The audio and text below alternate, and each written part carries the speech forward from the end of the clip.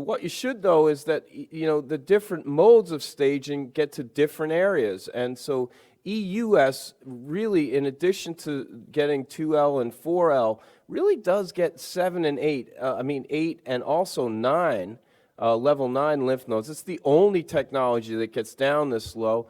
What I would say, though, for the proponents of EUS or EUS combined with EBUS is that's a really rare lymph node station to have to get at, and we very rarely see that involved in patients with lung cancer.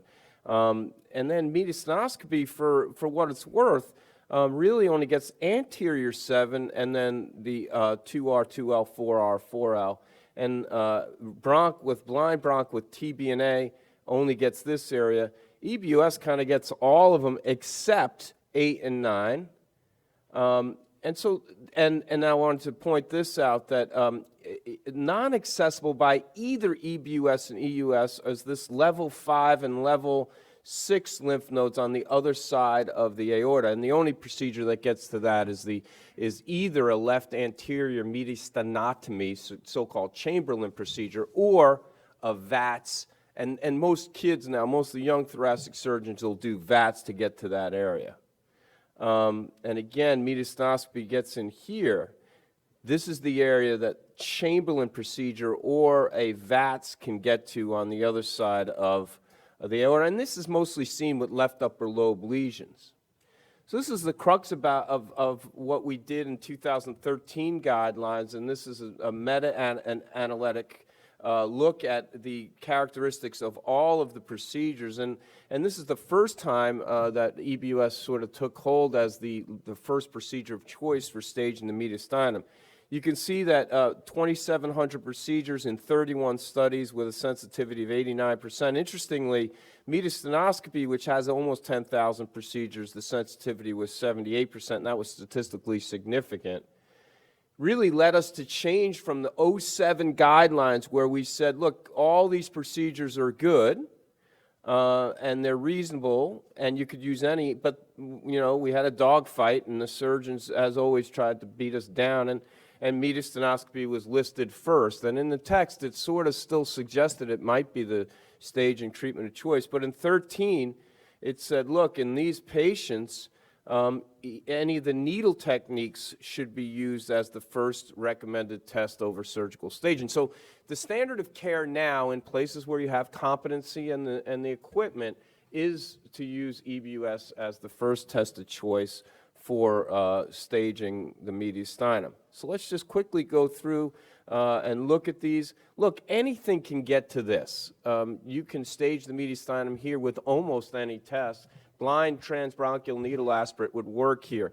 One thing I would tell you is that we would try to, and this could be a small cell, by the way, we would try to stage this patient using Ebus. The reason is we want to get plenty of samples to send for molecular markers in this patient. They're stage 3B already, right, because they've already invaded directly into their mediastinum, so it's a T4 lesion. So no discrete visible nodes, intrathoracic stage is clear. The issue is simply to confirm the diagnosis, and you could actually use any one of these technologies, although you can't really get markers with sputum. I've seen some people do it, but I wouldn't recommend it. Now listen, if the patient is performance status 3, you don't need to do markers because you want to make a diagnosis and then get them supportive care or hospice. How about the patients back with the discrete mediastinal lymph node? In this, there's a high suspicion of N2-3 disease, definitely there, right? And with or without uptake on PET. So a needle technique would be the first test of choice here. And so for patients with peripheral clinical stage 1, what do you do? So by the way, the grade of recommendation on all the other ones was a grade 1B or 2A. Here, we really don't know what to do, and this is more of a consensus statement grade that for patients with peripheral stage 1A, negative nodal involvement by CT and PET, it's suggested that invasive pre-op evaluation is not required. And again, what I'll tell you is if we see larger tumors, and I don't know if anyone's seen the new staging classification for lung cancer just came out in Journal of Thoracic Oncology, and they're going to yet split up the T stage like a T1 through 5 almost, where 1 centimeter tumors are have a better outcome than 1 to 2 and then 2 to 3.